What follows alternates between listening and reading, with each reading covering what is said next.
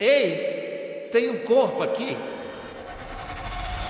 Essa foi a frase direta e sombria dita por Stephen Crawford, o vigia noturno da Igreja Memorial de Stanford.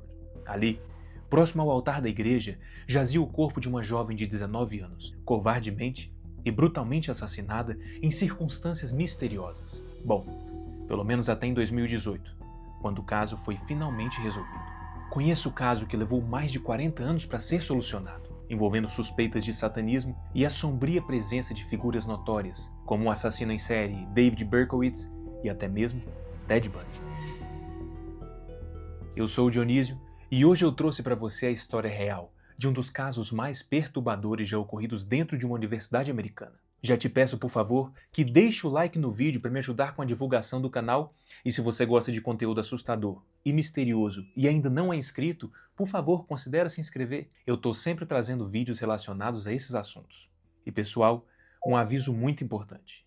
Esse caso envolve conteúdo extremamente gráfico, incluindo assassinato e abuso. Embora eu tenha feito o possível para suavizar a descrição dos detalhes mais brutais, o tema permanece muito pesado. Se você é sensível a esse tipo de assunto, eu recomendo fortemente que avalie se deseja ou não prosseguir. A descrição é extremamente aconselhada. Enfim, sem mais delongas, vamos ao mistério. Stanford, na Califórnia, localizada no condado de Santa Clara, abriga uma das universidades mais prestigiadas dos Estados Unidos. A Universidade de Stanford, fundada por Leland e Jane Stanford em 1885, a instituição se tornou referência acadêmica mundial. No centro do campo de Stanford, a Igreja Memorial se destaca como a joia da coroa arquitetônica da universidade. Construída por Jane em homenagem a seu marido, o templo combina beleza e significado histórico. Com seus vitrais coloridos, mosaicos inspirados na Capela Sistina e um imponente órgão de tubos, mais que um local de culto, a igreja é um cenário de formaturas e eventos solenes, simbolizando o legado dos fundadores da instituição. Mas, apesar de ter sido idealizada como um símbolo de fé e esperança, em outubro de 74, esse santuário foi brutalmente profanado. Dentro de suas paredes, sob a luz filtrada pelos vitrais, ocorreu um assassinato chocante. Um crime que deixaria cicatrizes profundas na história de Stanford. A vítima era Arliss Kay Dykema Perry, nascida em 22 de fevereiro de 1955 na cidade de Linton, no estado de Dakota do Norte. Filha de Marvin e Jean Perry, ela era a filha caçula de 4 irmãos. Seus pais eram cristãos devotos e criaram seus filhos com forte ligação à igreja presbiteriana. Em 1963, a família Perry mudou-se para Bismarck, capital do estado. Marvin e Jean abriram uma empresa automotiva e ajudaram a fundar a Igreja Reformada de Bismarck, onde Marvin serviu como superintendente da escola dominical. Arliss foi aluna da Bismarck High School, onde foi líder de torcida por 3 anos consecutivos. Aluna popular, todos a descreviam como uma pessoa alegre e entusiasmada. Era generosa, frequentemente fazia cupcakes para suas colegas líderes de torcida e para o time de basquete da escola. Muito ligada à sua comunidade religiosa, Arliss herdou a fé de seus pais, dedicando seus fins de semana a ensinar na escola dominical e a atuar na organização Young Life, voltada para a evangelização de adolescentes. Também fazia parte da Fellowship of Christian Athletes, em português, Associação de Atletas Cristãos, que é uma organização que promove o crescimento da fé cristã entre atletas e treinadores. Inclusive, foi através dessa organização que conheceu seu futuro esposo, Bruce Perry.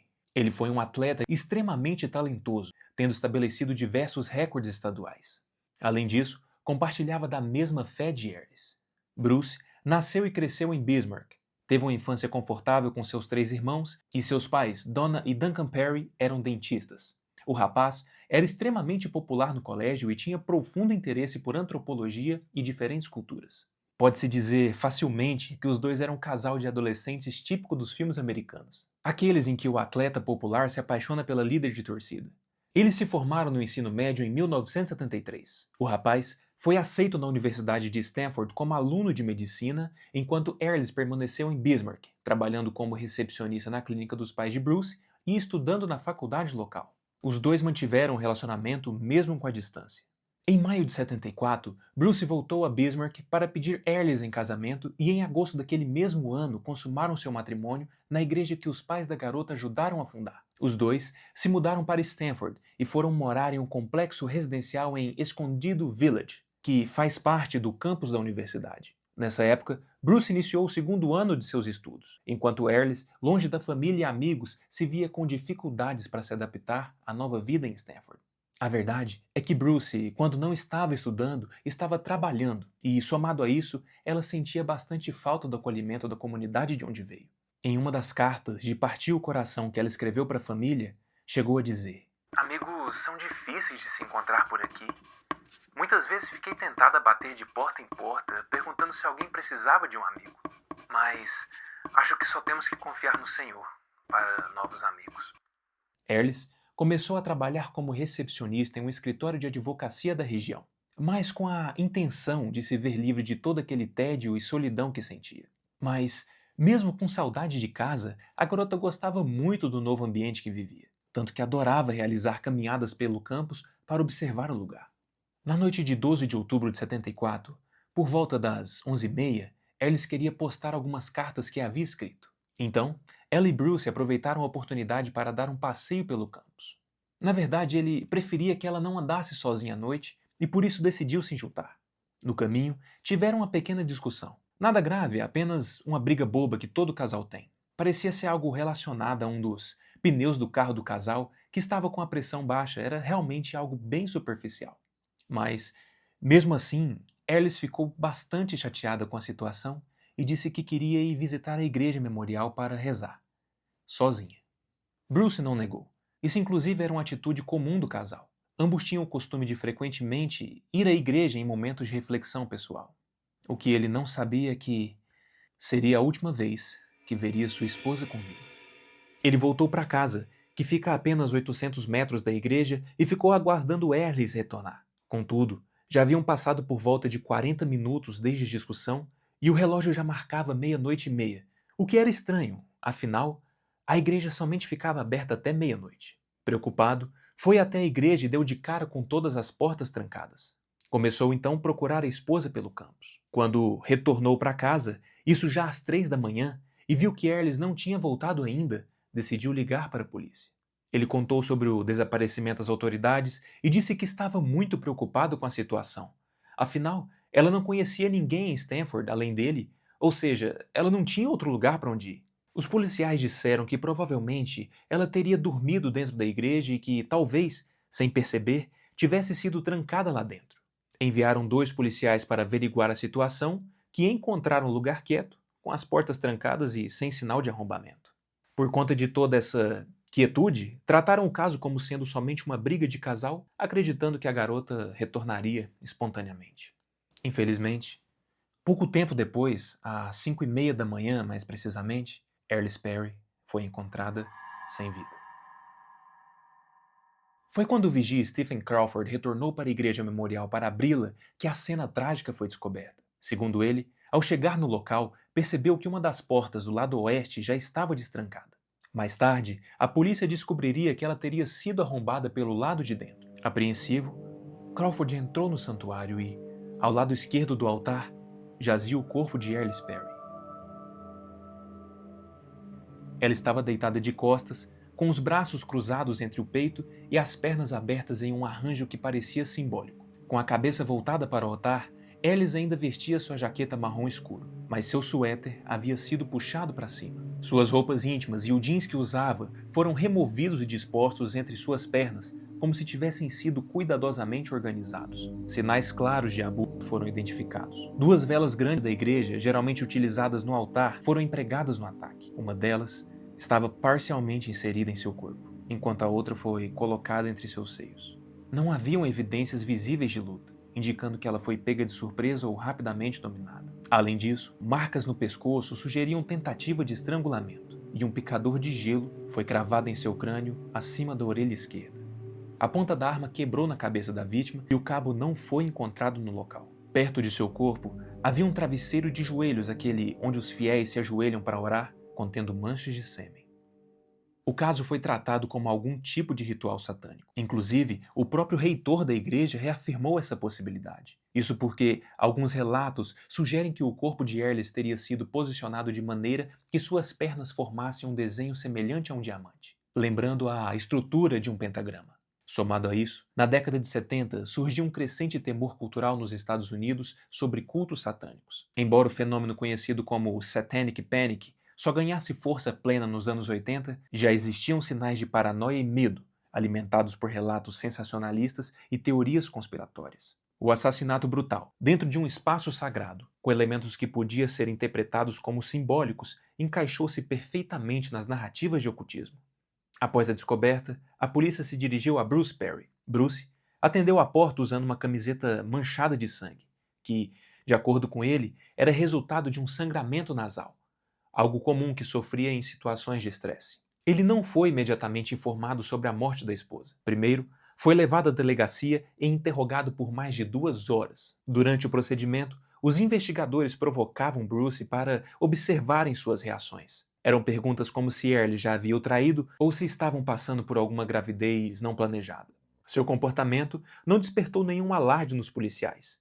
Bruce se manteve firme, forneceu voluntariamente as suas digitais e se submeteu ao teste do polígrafo. Foi somente a partir daí, quando a sua suspeita foi descartada, que ele foi informado sobre a morte de Ellis.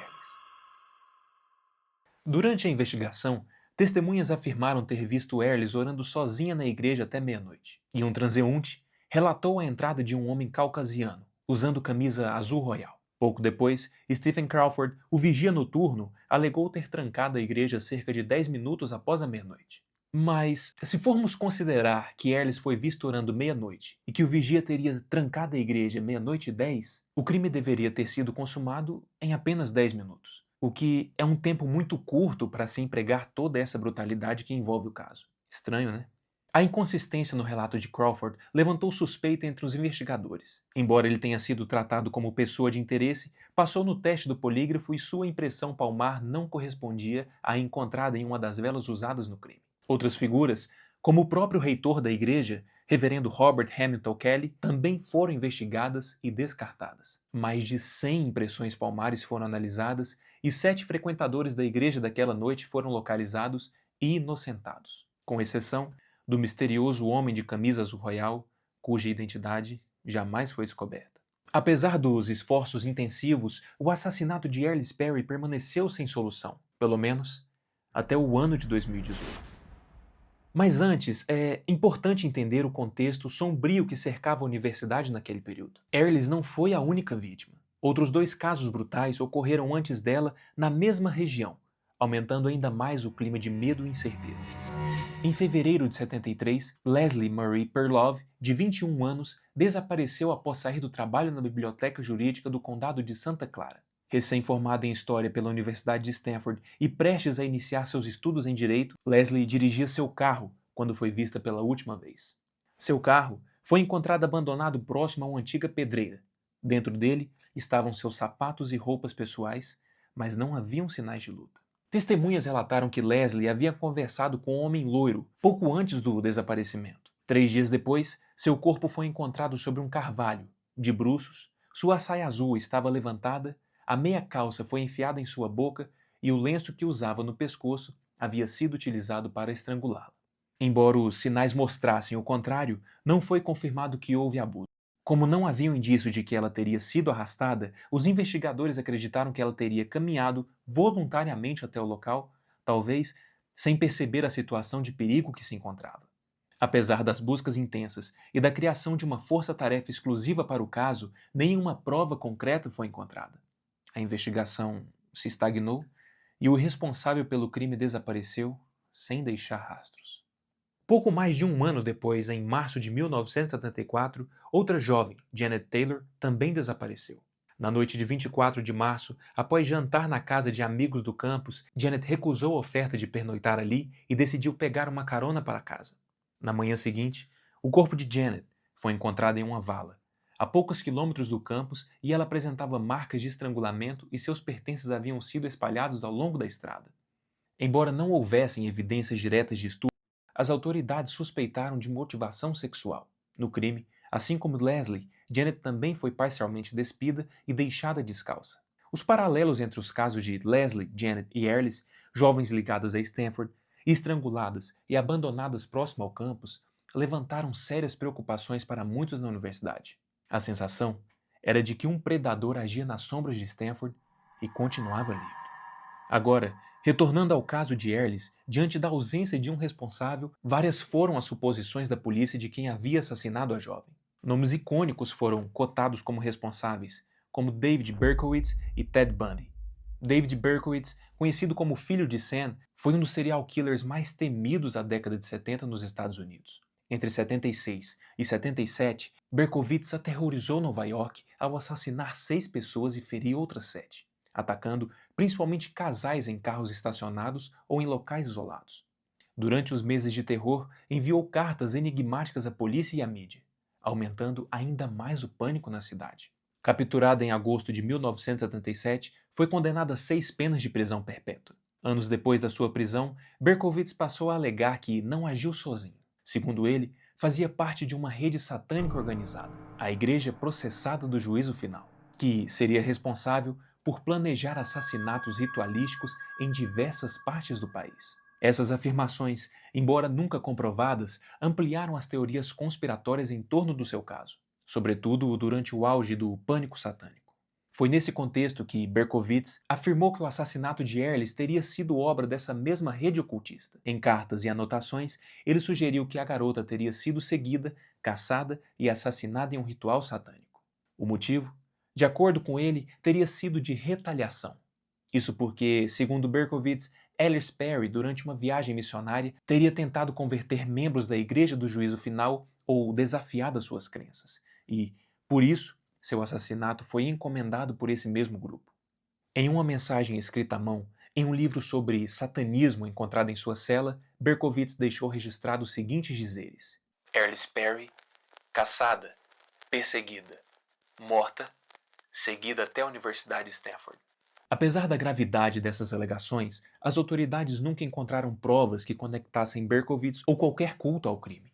Entre os suspeitos investigados, o nome de Ted Bundy também foi analisado. Conhecido por atacar mulheres em campi universitários, Bundy havia frequentado Stanford no final dos anos 60 e visitado Califórnia em diversas ocasiões entre 73 e 74, período que coincidiu com os assassinatos. Ele chegou a ser interrogado sobre a morte de Ellis Perry. No entanto, um extrato de cartão de crédito comprovou que, na noite do assassinato de Ellis, estava abastecendo seu carro em outra cidade, sendo, então, descartado como suspeito. Ed Kemper, o co-ed killer, foi outro nome que surgiu durante as investigações. Atuando em Santa Cruz, a cerca de 40 milhas ao sul de Stanford, Kemper era conhecido por sequestrar e assassinar estudantes universitários. Contudo, ele já havia se rendido à polícia em abril de 73, antes dos crimes envolvendo Janet Taylor e Ellis Perry, o que fez que também fosse excluído das investigações. Com esses caminhos esgotados e nenhuma evidência concreta emergindo, o caso mergulhou em um impasse e acabou sendo arquivado. O avanço da tecnologia de DNA a partir dos anos 2000 permitiu que casos antigos ganhassem novas perspectivas, entre eles, o próprio assassinato de Ellis. Amostras preservadas desde 74, como o jeans que ela usava na noite do crime, foram reexaminadas no laboratório criminal do condado de Santa Clara. Em 2016, a investigação teve um ponto de virada. Foi identificado um perfil de DNA masculino nas roupas de Ellis. Com essa descoberta, as autoridades iniciaram uma nova rodada de entrevistas e coleta de material genético de todos que haviam circulado pela Igreja Memorial naquela noite. Um a um, todos foram descartados, até que sobrasse apenas um nome. Sim, de Stephen Crawford, o vigia que encontrou o corpo naquela madrugada. Crawford, já com 72 anos, vivia sozinho em San José, a poucos quilômetros do campus. Ele foi um antigo funcionário do Departamento de Segurança Pública de Stanford que havia sido rebaixado à guarda noturna após uma reformulação administrativa no início dos anos 70. Mudança que, segundo relatos, deixou nele um ressentimento profundo contra a instituição. Seu histórico era preocupante. Conhecido por colegas como alguém pouco confiável, Crawford foi preso nos anos 90 por furtar centenas de livros raros da biblioteca de Stanford. Apesar do seu passado e da suspeita que sempre o rondou, faltavam provas diretas que o ligassem ao assassinato de Ellis. Até que o exame de DNA trouxe à tona o que décadas de investigação não haviam conseguido. Na manhã de 28 de junho de 2018, detetives se dirigiram ao apartamento de Stephen Crawford para cumprir um mandado de prisão e busca. Ao baterem na porta, Crawford respondeu que precisava de um momento para se vestir. Quando o silêncio se prolongou, os policiais optaram por usar uma chave mestra fornecida pelo síndico do prédio. Dentro do apartamento, encontraram Crawford sentado na cama, segurando uma arma. Antes que pudessem intervir, ouviram um disparo fatal.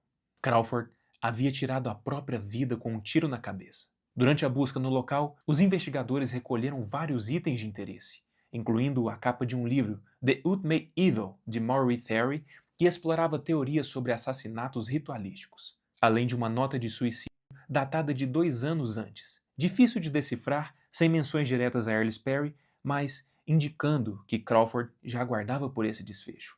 Poucos dias depois, veio a confirmação oficial. O DNA coletado nas roupas de Arliss Perry correspondia a Stephen Crawford. Após mais de 4 décadas de incerteza, o caso estava finalmente encerrado. A família de Arliss recebeu a notícia com sentimentos mistos. Sua irmã, Karen, disse não ter se surpreendido com a identificação do vigia, lembrando que ele sempre fora visto como alguém pouco confiável. Jean Perry, mãe de Arliss, lamentou que Marvin Perry, o pai da jovem, tenha falecido apenas 3 meses antes da revelação. Embora o caso de Arliss Perry tenha sido encerrado, ainda restava dúvida se Stephen Crawford também poderia estar ligado aos assassinatos de Leslie Perlov e Janet Taylor. Para esclarecer, a polícia enviou evidências antigas, como material sobre as unhas de Leslie, para novos testes de DNA. O perfil genético encontrado não correspondia a Crawford. Utilizando técnicas de genealogia genética que combinam análise de DNA com bancos de dados de árvores genealógicas para identificar parentes de suspeitos, os investigadores rastrearam um novo suspeito, John Arthur Jethro, ex-funcionário de Stanford com um passado criminal pesado, incluindo estupro e assassinato de uma adolescente na Alemanha, em 1963. Após confirmar a correspondência do DNA com evidências do crime de Leslie, Jethro, então com 74 anos, foi preso em Hayward, a cerca de 30 quilômetros de Stanford. Com a prisão de Jethro, os investigadores também reexaminaram provas do assassinato de Janet Taylor e, mais uma vez, confirmou-se que ele também foi o responsável por esse homicídio. Ele foi condenado a cumprir 2 penas de prisão perpétua, uma para cada crime, e, em 2023, morreu na prisão. Depois da morte de Arliss, Bruce Perry enfrentou um luto pesado, mas conseguiu transformar a sua dor em força. Ele mudou de universidade, se formou em medicina, especializou-se em trauma e virou inclusive uma referência mundial no assunto. Hoje, Bruce ajuda milhares de pessoas e mostra que, mesmo depois da pior tragédia, é possível reconstruir a vida. E esse foi o vídeo de hoje. O que vocês acharam desse caso? Que bom, né, que pelo menos diante de tanta tragédia conseguiram por fim encontrar quem foi o responsável por esse crime. Não só desse, mas das outras jovens também. Só fica a revolta do Crawford não ter cumprido a pena pelo que fez, né? Porque assim, considerando que ele tinha 78 anos em 2018, em 74, quando aconteceu o crime, ele tinha 44 anos. Ou seja, ele viveu aí 34 anos livremente sem ser punido pelo que fez. E a morte dele, embora já não houvesse mais dúvida de quem fosse o responsável pelo crime, ainda deixou muitas dúvidas sem resposta. Será que teve realmente o envolvimento do filho de Sam e desse culto satânico? Ou será que o Crawford agiu sozinho na solitude do seu próprio sadismo? Bem, isso aí a gente nunca vai conseguir saber, né? Infelizmente. Deixe aí nos comentários, eu quero saber o que vocês acham. Não esqueça também de deixar seu like, me ajuda demais na divulgação do vídeo e, se você não é inscrito do canal, por favor, considere se inscrever. Muito obrigado pela sua atenção e até a próxima.